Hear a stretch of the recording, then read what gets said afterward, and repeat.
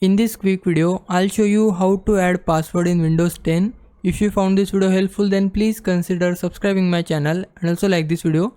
So adding password in Windows 10 is really easy and it is a very straightforward process. For that we just need to go to settings. You can right click on your Windows icon and then go to settings here.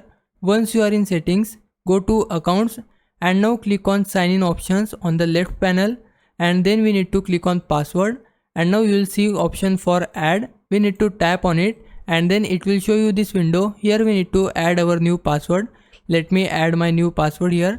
Once you type your password, confirm it in confirm password section. We need to again type our password. You can see I have typed this password. Now I need to provide a hint for my password. I'll type here hint, then tap on next. Now finish, and there you go. I have successfully added password in my Windows 10. If you want to change it in future, then just click on change and then it will show you this window. Here provide your current password and then you will be able to change your password.